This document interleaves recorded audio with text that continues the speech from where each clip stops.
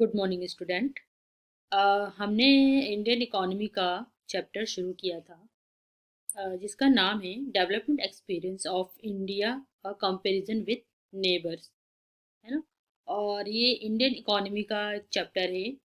और इस चैप्टर में हमने जो भारत के पड़ोसी राज्य हैं, चाइना और पाकिस्तान के, जो इन्होंने अपने देश के विकास के लिए जो रणनीति अपनाई थी, स्ट्रेटजी प्लान की थी, उस स्ट्रेटजी पे हमने डिस्कस कर लिया था। और साथ ही साथ डेमोग्राफिक इंडिकेटर्स की या जनसांख्यिकी संकेतक की बात भी कर ली थी पिछले क्लास में। और जो gross domestic product and sectors थे, इसमें भी हमने कंपैरिजन कर लिया था तीनों देशों का कि क्या स्थिति है सकल घरेलू उत्पाद और जो सेवा क्षेत्र हैं या जो कृषि क्षेत्र हैं या जो विनिर्माण क्षेत्र हैं, इसमें इनकी स्थिति के बारे में भी हमने डिस्कस कर लिया था। इसी में आज आगे हम ये जो इसका सकल घरेलू उत्पाद है, इसी में कुछ पॉइंट्स और हम डिस्कस करेंगे जो हमारे रह रहे थे। उसमें हमारा जो पॉइंट्स है उसमें एक बार डिस्कस कर लेते हैं कि चीन ने कृषि से विनिर्माण और फिर सेवाओं पर धीरे धीरे बदलाव के शास्त्रीय विकास पैटर्न का पालन किया था।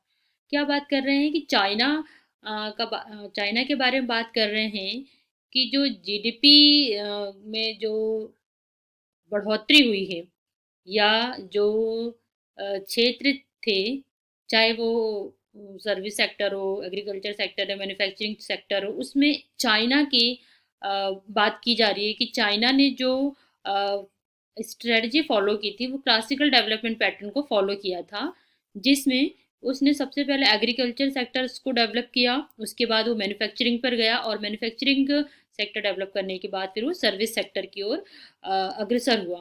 कहने का मतलब है कि इसका जो विकास पैटर्न था वो क्लासिकल डेवलपमेंट पैटर्न पर आधारित था। जबकि जो भारत और पाकिस्तान का जो पैटर्न था, उन्होंने क्या किया, एग्रीकल्चर सेक्टर्स को डेवलप करने के बाद सीधे जो उनका मेन जो जीडीपी में रोल देखने को मिलता है या जो डेवलपमेंट में जो सबसे महत्वपूर्ण क्षेत्र की जो भूमिका रही है वो सर्विस सेक्टर या सेवा सेवा क्षेत्र की रही है। इसी सेवा क्षेत्र में जो योगदान देखा जाए भारत और पाकिस्तान का, वो जीडीपी में सबसे ज़्यादा योगदान यहाँ पर देखने को मिलता है। नेक्स्ट जो आपका है कि 1980 के दशक में, जो 1980 का जो दशक था या जो दौर था, उस दौर में भारत और चीन पाकिस्तान में जो सर्विस सेक्टर्स में जो कार्यरत वर्कफोर्स थे या जो कार्यबल कार्यरत थे, उन में रोजगार की स्थिति के बारे में अगर हम नज़र डालें तो हम देखेंगे कि भारत में 17%, चीन में 12% और पाकिस्तान में 27% लोगों को रोजगार मिला था। और 2011 तक आते आते इसका जो रेशो था या परसेंटेज था वो हमें बढ़ता हुआ दिखाई दे रहा है। अगर हम देखें तो भारत का 25%, 17% से बढ़कर चाइना का 33% और जो पाकिस्तान था उसका योगदान 25% हो गया। मतलब कि जो वहाँ की जनसंख्या थी, उनका जो वर्क फोर्स था वो कहाँ पर डिपेंड हो रहा था, वो सर्विस सेक्टर्स पे परसेंटेज जो था वो 1980 के दशक से बढ़कर 2011 तक ये क्या हुआ, हमें बढ़ता हुआ दिखाई दिया। लेकिन अगर इन तीनों में भी हम देखें तो इसमें जो सबसे ज़्यादा जो सर्विस सेक्टर का योगदान देखने को मिल रहा है वो पाकिस्तान का। पाकिस्तान के विकास में सर्विस सेक्टर का जो जीडीपी ग्रोथ रेट है वो हमें सबसे ज़्यादा यहाँ पर देखने को मिल रहा है। अब चाइना की वृद्धि में मुख्य रूप से विनिर्माण क्षेत्र का योगदान रहा। हमें पता है, हमने देखा भी है कि तो चाइना का जो डेवलपमेंट हुआ है या जो चाइना भारत और पाकिस्तान से अपने देश के इकोनॉमी डेवलपमेंट में जो आगे निकला है, जो बहुत तेज़ी से जो उसने अपने देश का डेवलपमेंट किया है, उसका जो मेन रोल है वो मैन्युफैक्चरिंग सेक्टर्स का माना जाता है। उसने बहुत तेज़ी से क्या किया, अपने देश में विनिर्माण क्षेत्र को विकसित किया और उसी की बदौलत आज वो इन दोनों देशों से विकास की स्थिति में आगे निकलता हुआ दिखाई दे रहा है। जबकि भारत और पाकिस्तान की बात की जाए तो इन दोनों का जो सेक्टर्स का मेन रोल है डेवलपमेंट में वो सर्विस सेक्टर्स का बहुत ही मेन रोल देखने को मिल रहा है। यहाँ पर एग्रीकल्चर सेक्टर्स के बाद जो सबसे बड़ा रोजगार की बात करें या जो डेवलपमेंट में जो सबसे ज़्यादा जो रोल प्ले किया है वो सर्विस सेक्टर ने ज़्यादा किया है।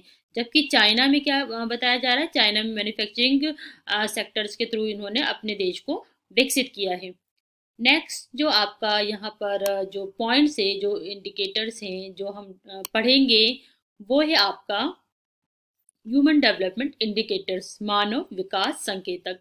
मानव विकास संकेतक या ह्यूमन डेवलप इंडिकेटर्स में जो मेन संकेतक होते हैं, वो हमें पता है कि इसमें एजुकेशन को देखा जाता है, इसमें लाइफ एक्सपेक्टेंसी देखी जाती है, और स्वच्छता कितनी है, साक्षरता कितनी है, ये सारी चीज़ें इसके अंतर्गत रखी जाती है। तो इन सभी जो संकेतक है, इन संकेतकों के आधार पर हम देखेंगे कि जो ह्यूमन ह्यूमन डेवलपमेंट इंडिकेटर्स हैं या जो वहाँ का मानव विकास है, किस देश ने अपने देश के मानव विकास में सबसे ज़्यादा तरक्की की है या वहाँ के लोगों की स्थिति ज़्यादा बेहतर रही है।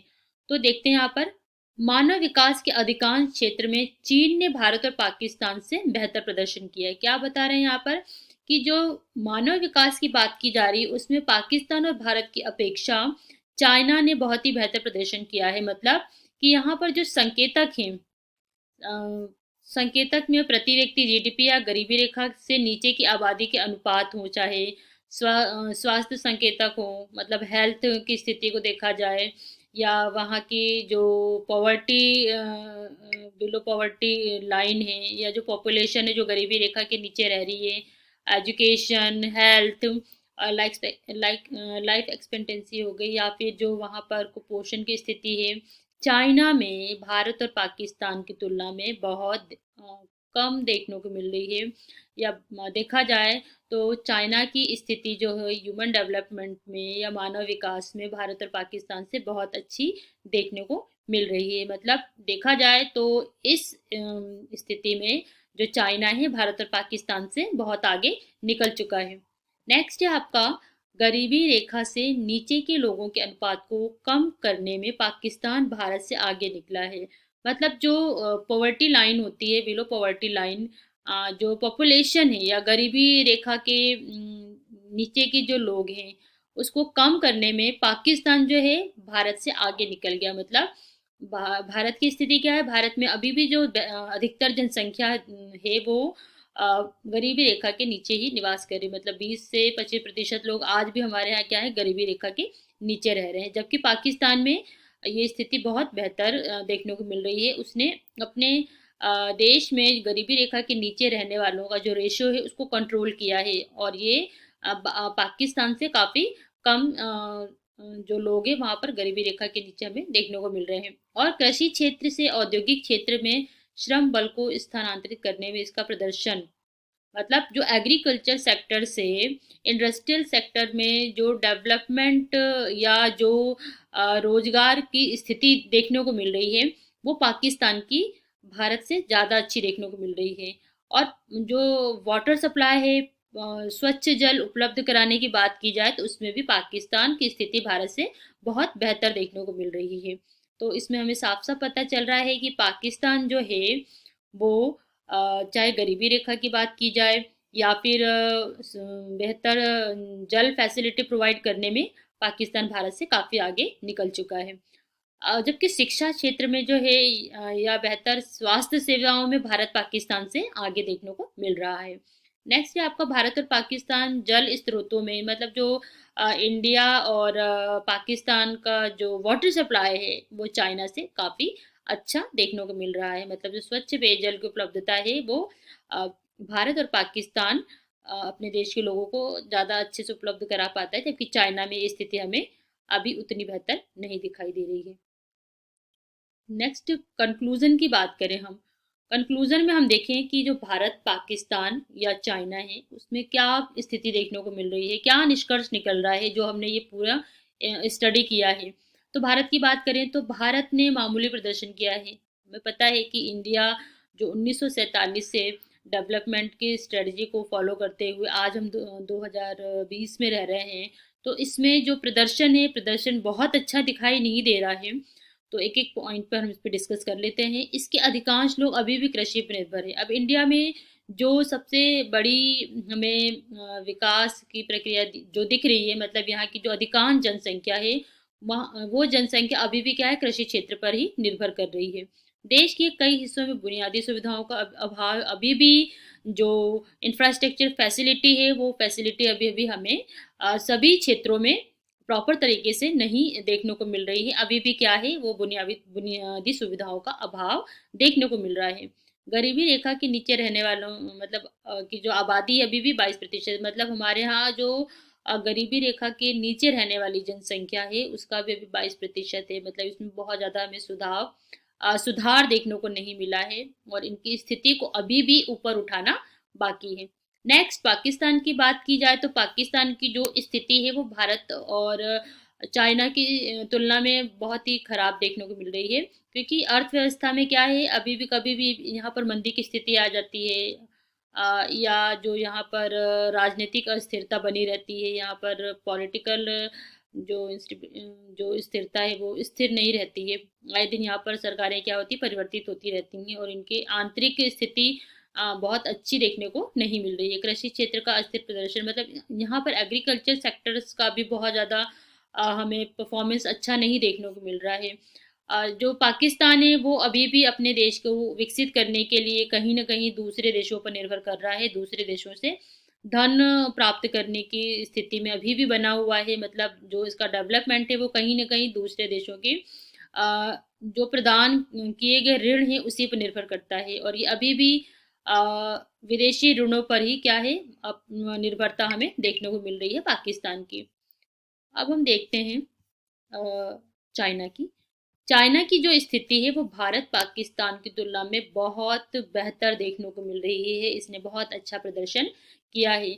गरीबी उन्मूलन में सबसे बड़ा इसका योगदान रहा है कि यहाँ पर जो पॉवर्टी लाइन के नीचे रहने वाले पॉपुलेशन उसको काफ़ी हद तक कंट्रोल किया है।